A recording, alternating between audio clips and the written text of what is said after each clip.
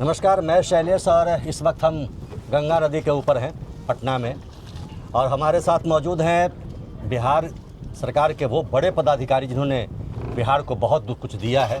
तमाम बड़े पदों पर आप सुशोभित रहे हैं और बताने की आवश्यकता नहीं है। डॉक्टर एस सिद्धार्थ सर हमारे बीच मौजूद हैं। आज हम इस गंगा नदी के पावन तट पर बहुत छोटी छोटी और बारीकी चीज़ जानने का प्रयास करेंगे, जिससे आगे जो भविष्य है, जो पीढ़ी है बिहार की या जो भारत की, वो कुछ प्राप्त कर सके। और सबसे चर्चा का विषय यह है कि अभी बहुत सारे सर और बहुत सारे कोचिंग का माहौल चल रहा है, और सर ने IIT किया है, IIM किया है, IAS बने। तो शुरुआत हम सर से करेंगे कोचिंग के ही माध्यम से, कोचिंग के ही सवाल से। अभिवादन है सर आपका। और बाकी प्रश्न तो बाद में होंगे कि जीवन में आप कैसे आगे बढ़े, कहाँ एडमिशन लिया। लेकिन सबसे जो उत्सुकता मेरे मन में अभी वर्तमान जो चल रहा है, वो चल रहा है कोचिंग के ऊपर। क्योंकि आपने IIT दिल्ली से IIT किया है, तो जिस प्रकार से आज स्वघोषित सर लोग मौजूद हैं और जिस तरह का स्टैंडर्ड है, और जिस प्रकार से बच्चे कोचिंग के माध्यम से IIT जाने का प्रयास कर रहे हैं या बड़े पदों पर जाने का प्रयास कर रहे हैं। सर, IIT दिल्ली में जाने से पहले क्या आपने भी कोचिंग किया? क्या उस समय भी कोई कोचिंग था या क्या कोचिंग का प्रारूप था? देखिए, जब हम लोगों ने 10th पास किया, पहले तो हम लोगों ने 10th से पहले कभी कोचिंग नहीं किया और कभी हम लोगों ने सोचा नहीं कि IIT की परीक्षा के लिए पास किया। हम लोग ज़्यादा बोर्ड एग्ज़ाम CBSE था, उसी पर हम लोगों ने अपना ध्यान केंद्रित किया। तो उसी पर हम लोग मेहनत की और 10th में अच्छे नंबर आए। 10th पास करने के बाद फिर हम लोगों ने सोचा कि अब जो IIT है उसकी पढ़ाई की जाए। तो सबसे पहले हम लोगों ने ये देखा कि कौन से 3, 4, 5 साल के क्वेश्चन पेपर्स हैं, उसको एक बार देख लिया हम लोगों ने। और जो उसके स्टैंडर्ड बुक्स थे, जैसे एल्जेब्रा है तो उसकी किताबें हैं, या ट्रिग्नोमेट्री है तो उसकी किताबें हैं, या फिज़िक्स की है, रेसनिक हॉलिडे उस वक्त थी, और जो उस वक्त की जो बहुत महत्वपूर्ण किताबें थीं हर सब्जेक्ट की, उसका हम लोगों ने अध्ययन किया। हम लोगों ने यह कोशिश किया कि देखिए, जब अपने क्वेश्चन पेपर्स देखे तो ये हम लोगों ने देखा कि किसी भी प्रकार का रटा या किसी प्रकार का मेमोराइजेशन या किसी प्रकार का शॉर्टकट नहीं है उन परीक्षाओं का क्वालिफाई। मैं बहुत ही क्लियर था। हम लोगों ने यही कोशिश किया कि जो क्वेश्चन पेपर्स हैं उसको अध्ययन करने के बाद हम लोगों ने हर सब्जेक्ट का जो सब्जेक्ट मैटर है उसको अंडरस्टैंड करने की कोशिश की। उस वक्त 2-3 बहुत छोटे मोटे करस्पॉन्डेंस कोर्स हुआ करते थे। बहुत ही 2 कोई संस्थाएं थी, मैं नाम नहीं लूँगा, जो करस्पॉन्डेंस से मटेरियल भेज देती थी, और उस वक्त के लिए बहुत महंगा था, काफ़ी महंगा हुआ करता था। तो हम लोगों के पास उतने पैसे भी नहीं थे, तो हम लोगों ने फ़ोटोकॉपी किसी तरह हम लोगों ने जुगाड़ कर लिया था और उसको देख लिया था एक करसरी निगाह से कि एक क्वेश्चन सॉल्विंग एटीट्यूड से। लेकिन बेसिक जो सब्जेक्ट मैटर था, जो बेसिक सब्जेक्ट मैटर है जिस पर हम लोगों ने कोशिश किया, उसको हम लोगों ने स्वयं अध्ययन किया। आज के दिन मैं देखता हूँ मतलब लोग स्कूल का कोचिंग और स्कूल का जो पढ़ाई है और सब्जेक्ट मैटर को छोड़ के, जैसे आपने कहा बहुत सारे सर्स हो गए आजकल, हर आदमी अपने सामने सर लगा लिया। उस ज़माने में कोई सर्वर नहीं थे, ना सर थे ना मैडम थे, दोनों में से कोई नहीं थे। और ये फिज़िक्स सर हैं, ये केमिस्ट्री सर हैं, ये बायोलॉजी सर हैं, या तो आज के उस ज़माने में ये सब सर वर्ग नहीं, कोई नहीं था।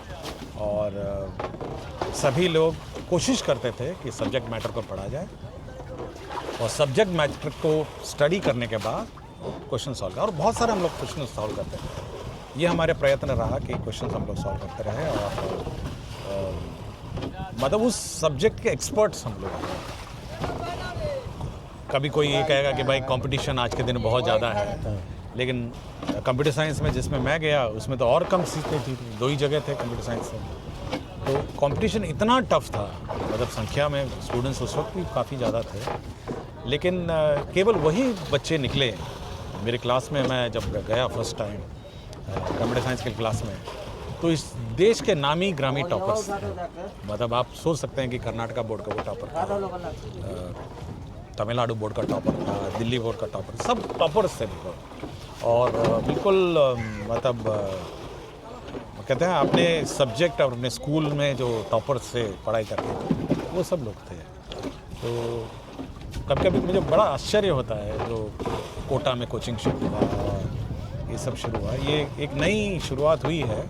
और मेरे ख्याल से लार्जर इंटरेस्ट में जो पढ़ाई का माहौल है वो लिटरली विशिएट हो गया है। और जो लोग सब्जेक्ट मैटर को नहीं पढ़ के पता नहीं शॉर्टकट लेने की कोशिश कर रहे हैं, तो काफ़ी दुख होता है ये सब देखे मेरे ख्याल से। बट कम से कम अब ये सर विवाद से मामला उठ के अब लोग अपने सब्जेक्ट में अब कंसंट्रेट करेंगे, सब्जेक्ट पढ़ेंगे। और मैं कोशिश करता हूँ कि जो हमारे ट्रेडिशनल और जो टीचर्स हैं अब वो ध्यान देकर कम से कम उस पर ध्यान बच्चे केंद्रित करें। एक आपने जो बात कही सर, एक बात मेरे मन में आती है कि आज के जो हम तथाकथित सर को देखते हैं और ये जो यूट्यूब के माध्यम से या कोचिंग के माध्यम से जो लोग पढ़ा रहे हैं, उनकी जो भाषा शैली है या जिस तरह से वो स्टूडेंट्स के बीच में बातचीत करते हैं, या जो एक हमारे समय में आपके समय में जो गुरु शिष्य परंपरा रही होगी, उसमें आप ये उन चीज़ों में और इन चीज़ों में तुलना करते हैं सब, तो कहाँ पाते हैं कि क्या ये अच्छा है समाज के लिए या कहीं दूसरी ओर हम जा रहे हैं? देखिए, जो कंपटीशन है वो सीरियस सब्जेक्ट है। मतलब कंपटीशन ऐसा नहीं है कि आप मतलब जिसको कहते हैं ना कि लूज टॉक करके आप उस कंपटीशन को पास करते हैं, वो बहुत सीरियस मैटर है। चाहे वो IIT का हो या नीट का हो या कोई भी कॉम्पिटिटिव एग्ज़ाम, जो क्वेश्चन पेपर सेटर्स हैं या क्वेश्चन पेपर जो बनाते हैं वो सीरियस क्वेश्चन पेपर बनाते हैं। या इवन बिहार पुलिस का हो या BPSC का हो, सब very serious, it's a serious matter. और उसको इतना मतलब लाइटली उसको मतलब ट्रीट करना और जो भाषाओं का प्रयोग करना बड़ा, मैं कभी देखता हूँ यूट्यूब में, मैं कभी कभी मौके आप पड़ता है तो मैं देखता हूँ किस प्रकार पढ़ाई हो रही है। तो मेरे ख्याल से बच्चों को और माता पिताओं को और अभिभावकों को जो NCERT की किताबें हैं और जो ट्रेडिशनल किताबें हैं जिस पर ये कॉन्सेप्ट्स आधारित हैं, उस पर ध्यान देना चाहिए। बच्चों को कोशिश करना चाहिए कि कॉन्सेप्ट्स पढ़ें। और मेरे ख्याल से जो टॉपर्स हैं, अगर कहा जाए 1 to 10 और 1 to 15, 120 डिग्री, वो कोचिंग से कभी नहीं हुए। मतलब आप कोचिंग का लेबल ज़रूर है कि ये फलाना कोचिंग है टॉपर है या फलाना कोचिंग का टॉपर है। मेरा अपना मानना है कि ये कोई कोचिंग का उसमें कोई कंट्रीब्यूशन नहीं होगा। ये सारा कंट्रीब्यूशन उसके माता पिताओं का होगा और उस स्टूडेंट का होगा जिसने बड़ी मेहनत से कॉन्सेप्ट्स को स्टडी किया, कॉन्सेप्ट्स को अध्ययन किया और परीक्षा लिखे। वो तो बाद में लेबल किसी तरह लग जाता है कि भाई ये फलाना कोचिंग का स्टूडेंट है या फलाना कोचिंग का स्टूडेंट है। हो सकता है कुछ कोचिंग के कुछ चंद बच्चे कोचिंग के चलते निकल जाएं, लेकिन जब मेजॉरिटी हैं बच्चे, मेरा अपना मानना है कि बच्चों में अपनी कैपेसिटीज़ है, बच्चे अपने मेहनत, अपने बलबूते और अपने परिश्रम और जो रेगुलर जो टीचर्स हैं हमारे स्कूल के कॉलेजेस के, उनकी मेहनत से निकलते हैं।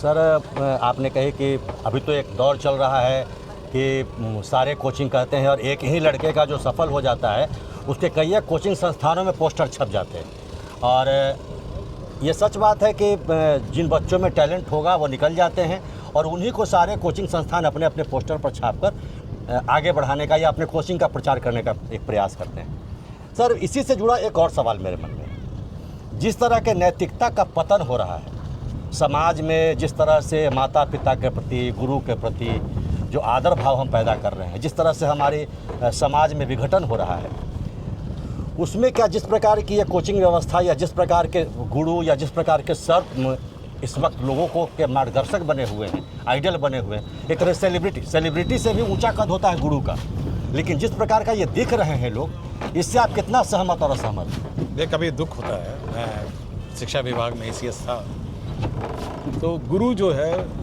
देव भगवान का एक मतलब उसका जो स्थान दिया गया है वो नेक्स्ट टू गॉड है। और समाज में आचरण, समाज में ज्ञान, समाज में व्यवस्था जो है उसको कायम करने का उसको एक दायित्व दिया गया है। और उसका बहुत बड़ा दायित्व है और मेरे ख्याल से उसको अंडररेट हम लोगों को नहीं करना चाहिए। लेकिन जिस प्रकार की जो सेलिब्रिटी स्टेटस है या जो क्या कहते हैं कैजुअल वे ऑफ टीचिंग है या कैजुअल वे ऑफ अध्ययन हो रहा है इन कोचिंग संस्थाओं के माध्यम से और only for the purpose of हो सकता है कि कुछ कोचिंग में नंबर आ जाएं, तो ये पूरी शिक्षा व्यवस्था का जो पैटर्न है या पूरी शिक्षा व्यवस्था का जो स्पिरिट है मेरे ख्याल से उसको विशेड करता है। और मेरे तो उम्मीद ही है और कोशिश है कि हमारे जो पेरेंट्स हैं और हमारे जो टीचर्स हैं जो स्टैंडर्ड टीचर्स हैं जो ट्रेडिशनल टीचर्स हैं जो 10th में हैं 12th में हैं कॉलेजेस में हैं, उनको अब वो और रिस्पॉन्सिबिलिटी लेनी चाहिए और यदि अगर बच्चा चाहता है कि कंपटीशन में भाग ले तो उनको गाइड भी करना चाहिए कि भाई ऐसे क्वेश्चंस आते हैं rather than कि हमारे जो बच्चे हैं इस प्रकार के कोचिंग इंस्टीट्यूट के कब्जे में चुंगल में आकर मतलब पैसा भी बहुत खर्चा होता है। मैं तो एक दो बच्चों से पूछता रहता हूँ जब रात को जाता हूँ तो कुछ बच्चे कोचिंग से निकलते हैं तो लाखों में उनकी फ़ीस है कोचिंग संस्थाओं की। मैं तो कभी कभी सोचता हूँ कि जब जिस संख्या में उस कोचिंग संस्थाओं से बच्चे रात को निकलते हैं, मेरे ख्याल से कभी 2-3-5 हज़ार बच्चे निकलते हैं सड़कों पे रात को, तो इतनी बड़ी संख्या में इतना कैसा खर्चा होना और इतनी बड़ी मतलब एक्सपेंडिचर पेरेंट्स कर रहे हैं, तो मुझे लगता है कि जो हमारी रेगुलर रूटीन शिक्षा व्यवस्था है उसमें ज़्यादा ध्यान होना चाहिए। और मेरी बस कोशिश है और मेरी आशा है कि स्टैंडर्ड एजुकेशन को मतलब कम से कम इस कोचिंग व्यवस्था से मतलब बच्चों को बाहर निकाले और बच्चे फिर से वापस जिस तरह से हम लोग पढ़ते थे IIT IIM में, मैं भी IIT गया, IIM भी गया, मेरे बाकी सहपाठी एम्स में भी गए, बहुत सारे मेडिकल कॉलेजेस में गए। और ये कहना गलत है कि कंपटीशन उस वक्त भी ऐसा ही था और आज भी ऐसा है, संख्या में क्योंकि कॉलेजेस बढ़ गए हैं और बच्चे भी बढ़ गए हैं, इसलिए कंपटीशन उसी स्तर का है। आज तो संयोग है हम लोग यूं ही बात कर रहे हैं सर, लेकिन इस पटना में गंगा नदी के तीर पे हम लोग वार्तालाप कर रहे हैं। पटना में इस वक्त ये अंतिम इस संदर्भ में हम आपसे एक वार्तालाप कर रहे हैं कि पटना में इस वक्त एक बहुत विवाद है कोचिंग संस्थान को लेकर के। नाम किसी का नहीं लेंगे क्योंकि सब लोगों का अपना अपना एक क्षेत्र है, लेकिन आप जिस पद पर पहुँचे हर व्यक्ति वहाँ पहुँचना चाहता है। IIT IIM IAS फिर बिहार के मुख्यमंत्री के प्रधान सचिव तक, यही पहुंचने की कामना सबकी होती है। तो आप स्पेशली स्टूडेंट्स को, जो विद्यार्थी हैं, उन्हें आप अपनी तरफ से क्या संदेश दें कि वो आगे बढ़ें और इन झंझावत से, जो झंझावत है कोचिंग सर और इन सब के बीच से, उससे दूर रहें, किस प्रकार से अपने को बचा करके आगे बढ़ें? देखिए, मेरा था कि जो सब्जेक्ट है NCERT की बुक है, जो भारत सरकार ने किताबें बनाई हैं, उसका अध्ययन अच्छी तरह करें। मतलब वो बिल्कुल मतलब आपको बिल्कुल रटना नहीं है, आपको समझना है, कॉन्सेप्ट समझना है। फिज़िक्स है तो कॉन्सेप्ट आपको समझना है, मतलब या केमिस्ट्री है तो कॉन्सेप्ट समझना है। मतलब वो रट के आप नहीं कर सकते हैं। जब तक आप कॉन्सेप्ट को नहीं समझेंगे तो आपको बिल्कुल कॉन्सेप्ट को समझना होगा। और दूसरा ये है कि आप पुराने जो पैटर्न्स हैं क्वेश्चन पेपर के, उसको एक बार स्टडी कर लीजिए कि किस प्रकार के प्रश्न आते हैं और बहुत प्रैक्टिस करिए। और जितना, और ऑनलाइन रिसोर्सेज बहुत हैं, आप प्रैक्टिस करिए। जितना क्वेश्चन आप प्रैक्टिस करेंगे और उस ऑनलाइन रिसोर्सेज को भी आप अध्ययन करिए। और साथ ही साथ अपने बच्चे, अपने जो सहपाठी हैं, उनके साथ बैठ के आप एक सेशन कीजिए कि वो सॉल्व करेगा। हम लोग भी ऐसे करते थे कि क्वेश्चन ले लेते, 5 बैठते थे तो सॉल्व करते थे, तो एक कॉम्पिटिशन की स्पिरिट भी बनी रहती थी। तो जब आप उस कॉन्सेप्ट को समझ लेंगे और उस कॉन्सेप्ट का अध्ययन कर लेंगे तो मेरे ख्याल से कोई भी कॉम्पिटिटिव एग्ज़ाम निकल जाएगा। ये अननेसेसरली मतलब सुबह 6 बजे उठ के कोचिंग में जाना, फिर 9 बजे आना, फिर उसका रेगुलर स्कूल जाना, फिर रात को फिर चले जाना। तो अब जब आपका रेगुलर टीचिंग ही डिस्टर्ब हो जाएगा तो मुझे नहीं जानता, मतलब मुझे नहीं लगता कोई कोचिंग बहुत आपको कंपटीशन में वैल्यू ऐड करेगा, एक्सेप्ट कि वो भी कुछ क्वेश्चन पेपर्स आपको दे देंगे। बट बेसिक कॉन्सेप्ट्स आपको हमारे जो भारत सरकार के द्वारा जो प्रकाशित किताबें हैं NCERT है, उसी से आपको मतलब आपको नॉलेज आएगा। और ये जो आजकल रीलबाजी का दौर चल पड़ा है सब, वो अलग है, वो अपना करते रहें जो करते हैं, बट बच्चों को कंसंट्रेट करना चाहिए अपनी किताबें, अपने रूटीन किताबें, अपने रूटीन सिलेबस हैं, CBSE की किताबें हैं, NCERT की किताबें हैं, इसमें ज़्यादा कंसंट्रेट करें और पुराने क्वेश्चन के पैटर्न्स एक बार देख लें और जो रूटीन रेगुलर बुक्स हैं उसको एक बार अध्ययन करें और बाकी आपके बहुत सारे क्वेश्चन बैंक्स हैं, आपको वैसे मिल जाएंगे। तो self study is the best study. Self study is the best study. और मेरा अपना मानना, मैं पहले भी कहा कि जो टॉपर्स होते हैं ऊपर से 100, 200, 500, 1000 जो हैं वो सब सेल्फ स्टडी वाले होते हैं। थोड़ा मोड़ा कोचिंग संस्थाएं अपने लेवल लगा लेती हैं, बट मोस्टली वो अपनी क्षमता से सेल्फ स्टडी और अपने कॉन्सेप्ट को क्लियर करने के बाद ही मिलते हैं। इसलिए ये कहना कि केवल कोचिंग संस्थाओं के मदद से वो निकल गए हैं, मेरा अपना मानना है ये पॉसिबल भी नहीं है, क्योंकि कोचिंग जो एग्ज़ाम सेटर्स हैं, एग्ज़ाम जो क्वेश्चन पेपर्स बनाते हैं वो सीरियस एग्जामिनेशन सेटर्स होते हैं और जस्ट कोचिंग संस्था में घुस गए और एडमिशन ले लिया, उसका कोई सक्सेस रेट मुझे अपना, मैं बहुत डाउटफुल हूँ उसके सक्सेस रेट पे भी इन कोचिंग संस्थाओं में। इसलिए सेल्फ स्टडी करिए, अपने पे कॉन्फिडेंस रखिए और कॉन्सेप्ट्स को अच्छी तरह पढ़िए ताकि ये सब हो सके। और नाव जिस तरह से डगमग डगमग कर रहा है सर, वैसे ही बच्चे भी डगमग डगमग यहाँ से वहाँ, वहाँ से वहाँ, इस कोचिंग से वहाँ, उस कोचिंग करते हैं। जो लोग बहुत सारे शिक्षकों को हम देखते हैं जो शुरुआत में हमने कहा सर कि स्वघोषित सर लगा लिया, ठीक है सर कहलाने के लायक है, लेकिन क्या जो शिक्षक पढ़ा रहे हैं सर, आपने सर स्टूडेंट्स को तो या विद्यार्थियों को कह दिया, जो शिक्षक पढ़ा रहे हैं, जो भविष्य के निर्माता हैं, उनके बारे में भी कुछ कहना चाहेंगे? देखिए, हम लोगों को किस प्रकार के बच्चे बनाने हैं और किस प्रकार के स्टूडेंट्स भविष्य में हम लोग देखना चाहते हैं। हम देखना चाहते हैं कि वो जो फिज़िक्स का क्वेश्चन सॉल्व करे तो वो फिज़िक्स का कॉन्सेप्ट में बिल्कुल मतलब कॉन्फिडेंट हो, या केमिस्ट्री का कॉन्सेप्ट उसको अच्छी तरह है। उसको ऐसा स्टूडेंट नहीं बनाए कि भाई उसको 100 क्वेश्चन हमने दिए थे तो हाँ बना लेता है, 80-90 क्वेश्चन बना लेता है, लेकिन उसको बेसिक कॉन्सेप्ट में वीक हो। हम लोग नहीं चाहते हैं कि हमारे बच्चे, भविष्य के जो बच्चे हैं वो बिल्कुल मतलब ऑब्जेक्टिव टाइप हो जाए। नहीं, आजकल ऑब्जेक्टिव टाइप कल्चर है, क्वेश्चन तो ऑब्जेक्टिव टाइप ही होते हैं, बट केवल ऑब्जेक्टिव टाइप आता है और उसके अलावा कॉन्सेप्ट नहीं आता है। और बच्चे कॉन्सेप्ट्स को अच्छी तरह समझें, कॉन्सेप्ट्स को कैसे सॉल्व करें, और चाहे क्वेश्चन कितना भी टेढ़ा हो जाए उस क्वेश्चन को डील कर सकें, उस क्वेश्चन को सॉल्व कर सकें। मैं भी परीक्षा लिखता हूँ, आपको याद होगा हाल ही में मैं पायलट की परीक्षा ही लिखता रहता हूँ। मैं भी मुझे आजकल भी ऑनलाइन परीक्षा लिखनी पड़ती है, जिसमें ऑनलाइन सेंटर में जाता हूँ, ऑनलाइन है, बच्चे सब बैठे रहते हैं, मेरे अगल बगल सब 22, 23, 24 साल के बच्चे ही रहते हैं। मैं कभी ऐसा नहीं हो कि मैं कोचिंग सेंटर में गया, मैंने बेसिक एविएशन के बुक्स पढ़े, नेविगेशन के बुक्स पढ़े, वेदर के पढ़े और एयरक्राफ्ट की बुक पढ़ के जाता हूँ, और उसके बाद चाहे क्वेश्चन कितना भी टेढ़ा हो जाए स्क्रीन पे तो सॉल्व करा जाता हूँ। तो इसलिए मैं अपने अनुभव, आज के बच्चों के साथ भी मैं परीक्षा लिखता हूँ, तो ये नहीं है कि मैं केवल पुराना ज़माने का परीक्षा लिखता हूँ। आज के ज़माने में मतलब 6 महीने पहले, 4 महीने पहले मैंने भी परीक्षाएँ लिखी हैं बच्चों के साथ। यही आपके बातों की विशेषता यही है और ख़ासियत यही है सर कि आपने दोनों अनुभव प्राप्त किए, इसलिए जो बच्चों को प्राप्त होगा वो दोनों अनुभव प्राप्त होगा, और इसीलिए आपसे इन बातों पर बात करना विशेष। अब तो ये बात तो हो गई सर कि कुछ समय कोचिंग नहीं, आप सेल्फ स्टडी करके आए, गुरुओं से आपने पढ़ा, शिक्षकों से आपने पढ़ा, तो आपको प्रेरणा IIT करने क्यों मिली सर?